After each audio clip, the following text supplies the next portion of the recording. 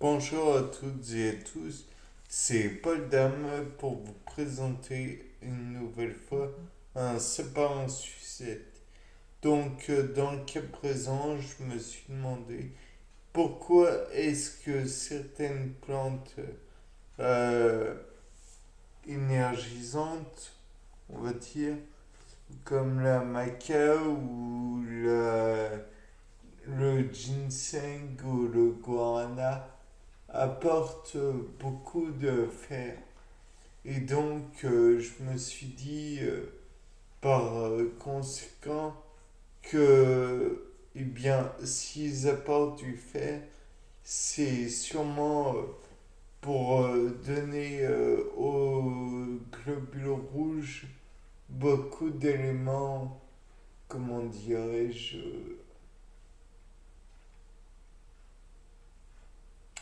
pour faire fixer le dioxygène. Mais dans ce cas, pour les animaux qui emploient des hémolymphes et tels que le ver de terre ou je ne sais quel autre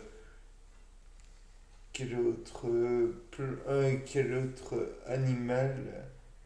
Et là, dans le cas présent, la maca, je crois que c'est... euh, comment je, je l'avais tout à l'heure, mais bon, toujours est-il que je pense que les bienfaits de la maca pour les femmes en période de règles n'est pas à démontrer. S'il y a beaucoup de fer déjà, ça reconstitue les stocks de la femme qui a eu ses règles, car il y a une grosse perte en la matière durant les menstruations. De plus, je me demande si quand elles ont leur menstruation, le fait que l'utérus soit plus facile à contracter, n'est-ce pas mieux, puisque ça permet de décoller la muqueuse inutile et à aussi la faire progresser vers la sortie. Après, je pense que l'épidium l'épidium meyeni, oui, ça doit être ça. Donc la maca, l'épidium meyeni, peut aider à la contraction et à l'expulsion contre, progressive, puisque ce sera via des petites contractions musculaires qu'elles pourront éjecter ce, ce, entre guillemets, déchet. De plus, on peut aussi envisager que la maca, euh, comme c'est enfin, dans le cas du maca jaune, j'imagine qu'elle peut avoir des effets positifs sexuellement parlant. Du moins, c'est ce qu'on dit, sous-entend. Après, je vous avoue que je n'ai jamais essayé, ce serait du Viagra naturel. Ben, il n'y a pas eu de, de preuves comme quoi ça contiendrait du citrate de sildenafil. Donc, je propose que l'on fasse une fois de plus euh, une chromatographie sur colonne, que l'on sépare les différents éléments et qu'on donne chaque élément à des cobayes parce que pour l'instant je n'en vois pas vraiment les effets. De plus, il est éventuellement possible que cela soit du résidu sec que l'on obtienne. Donc, faudrait le broyer et avec de l'eau afin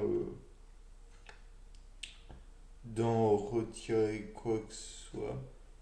Et d'après ce que je sais, il y a donc des oligo-éléments, comme je vous disais, du fer, des alcaloïdes.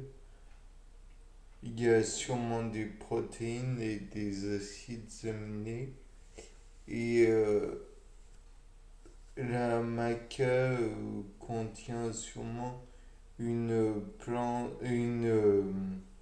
substance énergisante puisque elle est recommandée dans les cas de fatigue. Donc, au même titre d'ailleurs que la guarana, qui n'est pas une substance qui aide à avoir une érection naturellement. Mais la maca serait comme telle. Elle est originaire du Pérou. Bon, peut-être que c'est les Péruviens en raison de quelques gènes qu'ils auraient, en raison de leur, comment dire, de leur variété, puisque nous sommes du genre Homo, donc biologiquement parlant, je ne peux pas vous dire grand-chose sur l'évolution de la lignée humaine. Je pense que bon nombre de scientifiques pourront vous dire que comment dire, les individus en contact avec les plantes du milieu vont s'être adaptés à ces plantes et non à d'autres qui sont totalement étrangères. Maintenant, à voir. Je présume que bon nombre de plantes peuvent être beaucoup mieux assimilées par des personnes qui sont en contact. Par exemple, le riz, Oryza, je ne sais plus quoi, doit être beaucoup mieux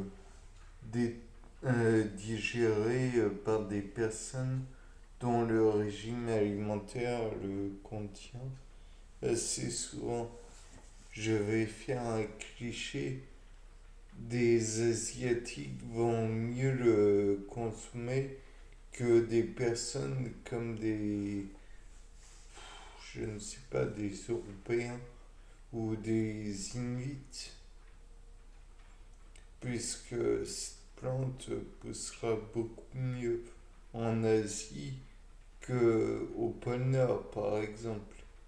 Bien, je pense que j'ai tout dit.